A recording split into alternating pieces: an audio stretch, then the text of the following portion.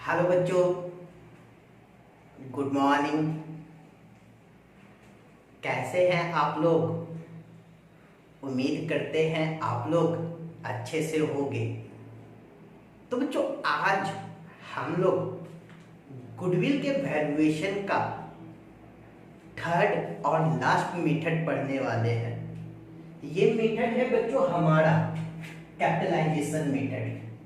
इस मेथड को बच्चों हम लोग क्या करते हैं? Capitalization method. तो वैसे बच्चों जो हमारे वीडियो से पहली बार जुड़ रहे हैं उन सभी बच्चों से रिक्वेस्ट है, बच्चों गुडविल के हमारे जितने भी वीडियो अपलोड किए जा चुके हैं उसे एक बार जरूर देखें। और बच्चों अगर वो वीडियो पसंद आए तो हमारे वीडियो को लाइक और हमारे चैनल्स को सब्सक्राइब करना ना भूलें।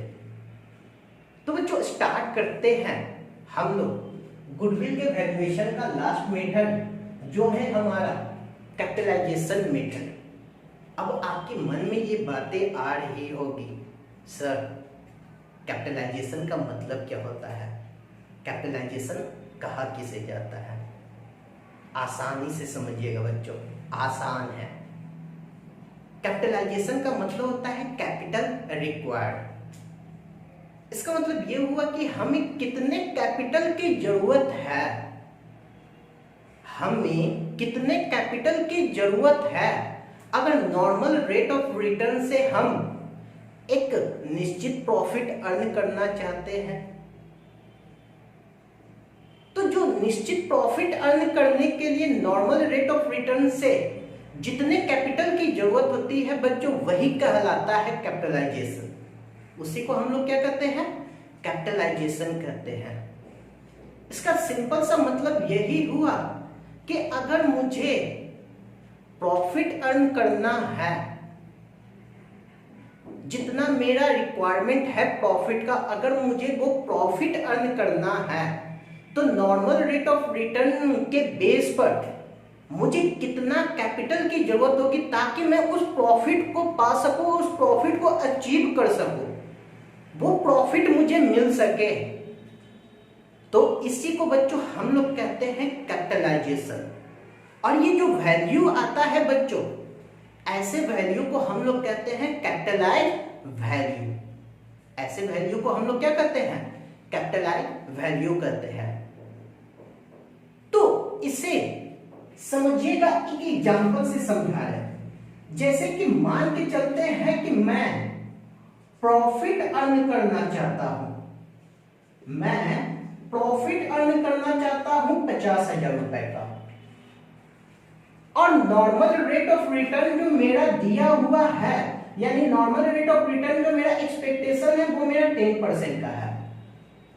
तो इस 50,000 प्रॉफिट को अर्न करने के लिए नॉर्मल रेट ऑफ रिटर्न के बेस पर मुझे कितना कैपिटल का रिक्वायरमेंट होगा, मुझे कितना कैपिटल का रिक्वायरमेंट होगा बच्चों, यही कहलाता है कैपिटलाइजेशन। और जो वैल्यू आता है बच्चों वो हमारा कहलाता है कैपिटलाइज्ड वैल्यू। जो वैल्यू हमारे आते हैं वो हमारे क्या कहलाते हैं? कैपिटलाइज्ड वैल्यू कहलाते हैं। इसका मतलब क्या हुआ है? इसका मतलब इस मेथड के अंतर्गत हमने अपने प्रॉफिट को क्या किया? कैपिटलाइज किया। किससे? नॉर्मल रेट ऑफ रिटर्न के बेस पर। और नॉर्मल रेट ऑफ रिटर्न के बेस पर यह जाना कि मुझे कितने कैपिटल की जरूरत होगी। अगर 50,000 में प्रॉफिट अर्न करना चाहता हूं और नॉर्मल रेट ऑफ रिटर्न मुझे 10% है तो कितने कैपिटल की जरूरत होगी? तो मैं कह सकता हूं कि मुझे जो कैपिटल की जरूरत होगी वो हो जाएगी 50,000 into 100 divide by 10 rupees 5 lakh. Rupees कितना? 5। यानी कि मुझे 50,000 प्रॉफिट अर्न करना है 10% रेट ऑफ रिटर्न के आधार पर, तो मुझे कितना कैपिटल लगाना होगा? 5 लाख रुपए कैपिटल की जरूरत होगी। अगर मैं 5 लाख रुपए अपनी बिजनेस या फर्म में लगाता हूं तो मैं एक निश्चित प्रॉफिट अपने नॉर्मल रेट ऑफ रिटर्न से अर्न कर सकता हूं। तो जो ये वैल्यू बच्चों आते हैं ये कहलाता है कैपिटलाइज्ड वैल्यू। और जो मैंने अपने प्रॉफिट को कैपिटलाइज करके अपने कैपिटलाइज्ड वैल्यू को कैलकुलेट किया तो ये कहलाते हैं हमारे कैपिटलाइजेशन। ये हमारे क्या कहलाते हैं? कैपिटलाइजेशन कहलाते हैं। तो बच्चों अब हम लोग कैपिटलाइजेशन के डेफिनेशन को देखते हैं। कहता क्या है? देखिए कहता क्या है? कहता है सिंपल में capitalization means the capital required. Capitalization का मतलब क्या है? Capital required to earn a given amount of profit. यानी कि अगर मुझे एक amount of given amount of profit earn करना है तो कितने कैपिटल का रिक्वायरमेंट होगा? किस पर? नॉर्मल रेट ऑफ रिटर्न पर। तो नॉर्मल रेट ऑफ रिटर्न पर मुझे कितने प्रॉफिट की जरूरत, मुझे जितने प्रॉफिट अर्न करना है उसके लिए मुझे कितने कैपिटल के रिक्वायरमेंट होगा, उसी को हम लोग क्या कहते हैं? उसी को हम लोग कैपिटलाइजेशन करते हैं। उसी को हम लोग क्या कहते हैं?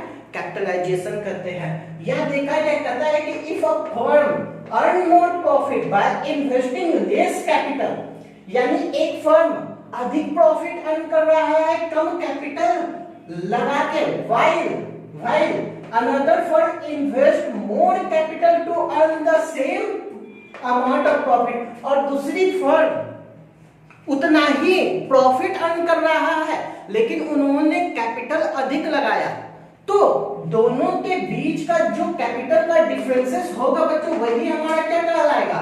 वही हमारा गुडविल कहलाएगा। किसके अंतर्गत? कैपिटलाइजेशन मेथड के अंतर्गत। यानी अगर कैपिटलाइजेशन मेथड के अंतर्गत गुडविल का जब वैल्यू किया जाता है तो यहां पर हम दो तरीके से गुडविल को फाइंड कर सकते हैं।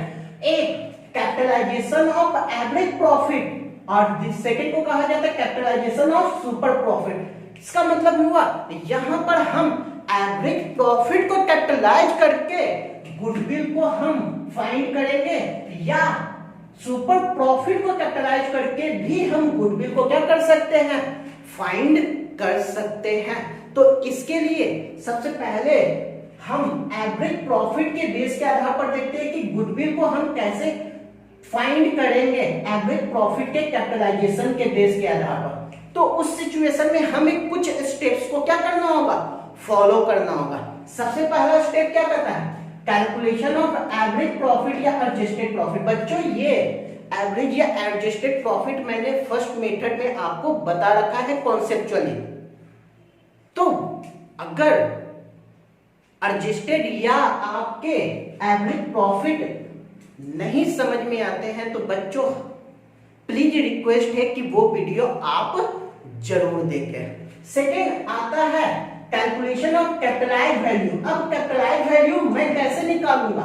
तो जो भी मेरा एवरेज प्रॉफिट होगा उस एवरेज प्रॉफिट के अंतर्गत 100 से मल्टीप्लाई कर देंगे और नॉर्मल रेट ऑफ रिटर्न से डिवाइड कर देंगे। जैसे ही हम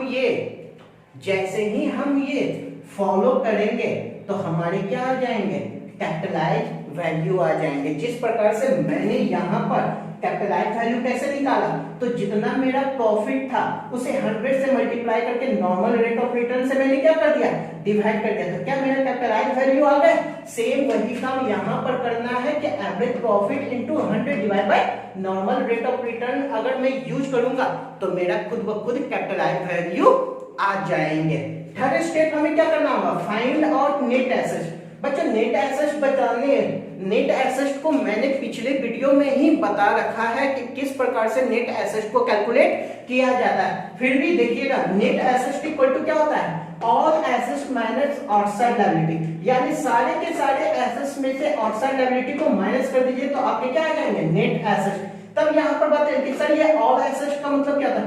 ऑल एसेट्स का मतलब होता है फिक्स्ड एसेट्स, लेकिन इसमें फिर से गुडविल, फिक्टिशियस एसेट्स और नॉन ट्रेड इन्वेस्टमेंट को शामिल नहीं करना है। अदर देन यानी फिक्स्ड एसेट्स के अंतर्गत आपको गुडविल को छोड़ देना है, फिक्टिशियस एसेट्स को छोड़ देना है और नॉन ट्रेड इन्वेस्टमेंट को छोड़ देना है।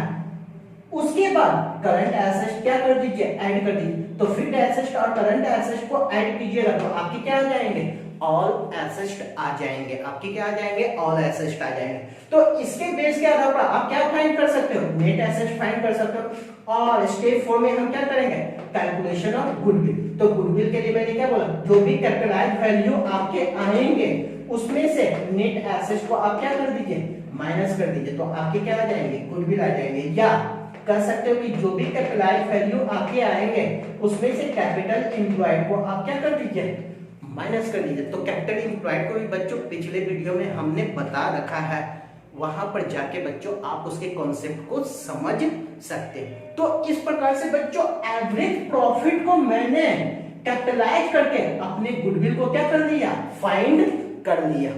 तो ये था बच्चों हमारा कौन सा मेथड, तो capitalization of average profit method. अब यहां पर फिर से बातें आती है कि सर अगर यही काम मुझे सुपर प्रॉफिट के अंतर्गत कैपिटलाइज करके अगर मुझे गुडविल का कैलकुलेशन करना है तो वहां पर तो और भी आसान है बच्चों।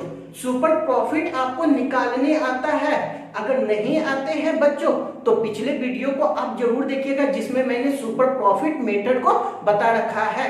उसमें मैंने सुपर प्रॉफिट किस प्रकार से निकाला जाता है ये सारे कॉन्सेप्ट को बता रखा है। उसके बाद आप कुछ मत कीजिए, सुपर प्रॉफिट के अंतर्गत अगर कैपिटलाइजेशन करके गुडविल को फाइंड करना है तो goodwill equal to super profit जो आएंगे into 100 divide by normal rate of return. जैसे ही ये आप यूज करोगे आपके गुडविल का क्या आ जाएगा, वैल्यू आ जाएगा। आपके गुडविल का क्या आ जाएगा, वैल्यू आ जाएगा। और इस प्रकार से बच्चों आप कैपिटलाइजेशन मेथड के अंतर्गत एवरेज प्रॉफिट को कैपिटलाइज करके या सुपर प्रॉफिट को कैपिटलाइज करके आप गुडविल को फाइंड कर सकते हो। क्लियर है बच्चों? तो बच्चों आज के लिए इतना ही, मिलते हैं नेक्स्ट वीडियो में इसके क्वेश्चन के साथ और वहां पर इसके क्वेश्चन को किस प्रकार से सॉल्व किया जाता है समझने का काम करेंगे। थैंक यू बच्चों।